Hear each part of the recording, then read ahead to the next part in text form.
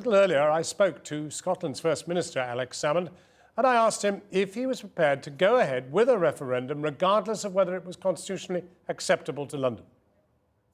Well, a consultative referendum, we believe, is within the province of the Parliament. I note that the Professor of Constitutional Law at Edinburgh University has said today he agrees with us. It's perfectly within the province of the Parliament.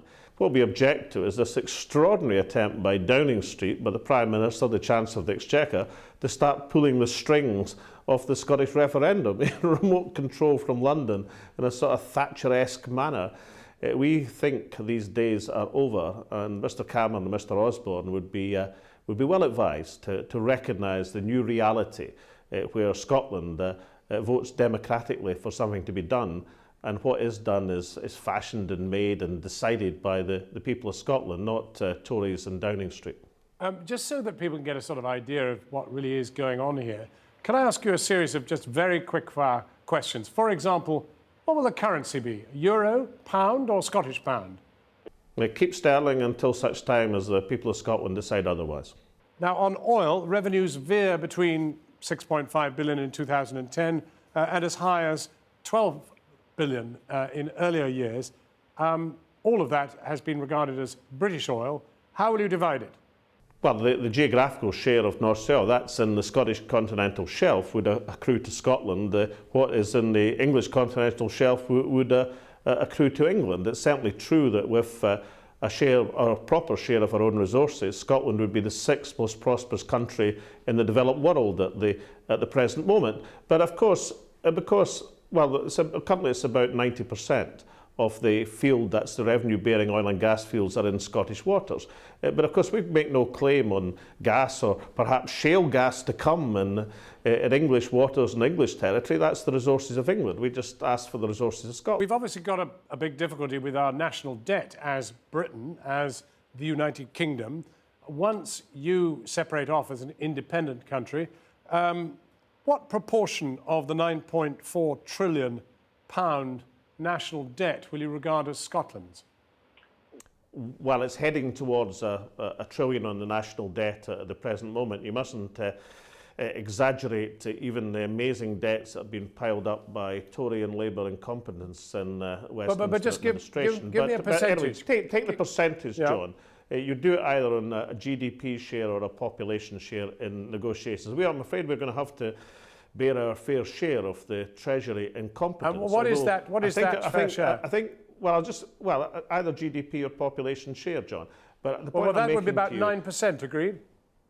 Well, that's about just over 8% in terms of population. But that would leave us with a lower debt per GDP than, for example, the UK has at the present moment. Two very quick final questions, Alex Salmond.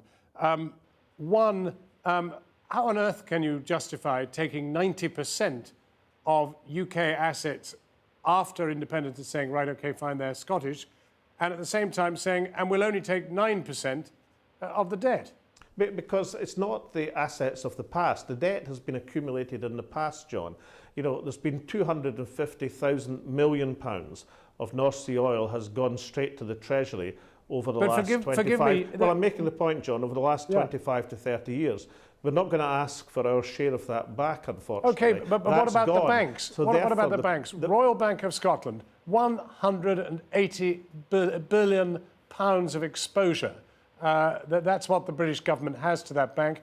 Now, when you wrote to Fred Goodwin in May 2007, you said it's in Scottish interest for RBS to be successful. The implication of your letter very much was it was a Scottish bank for the Scottish nation. Is it still, and will you take those debts? Well, obviously, the people responsible for that, just as the people that took the corporation tax over the Royal Bank of Scotland were the London Treasury. And unfortunately, they were also responsible for regulating, or at least misregulating, the financial sector as well. I'm afraid people have to take the responsibility for the past mistakes they've made. Let me put it to you this way as a final question. If you want Scottish oil, and you may well have some right to it, then surely people in the rest of the UK have the right to demand of you that you take the Scottish proportion of bank failure. We'll take the rest. There's plenty of it.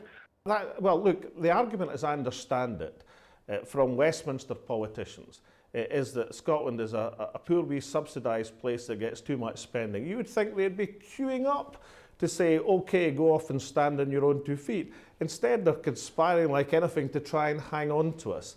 They're doing that because basically they want to keep a hold of Scottish resources. But I think far more in fairness, why don't we have a situation where Scotland raises its own money, it's responsible for our own spending, England does the same thing, and we can exist in friendship as 2 friendly neighbours as opposed... Alex Salmond talking to Jon earlier.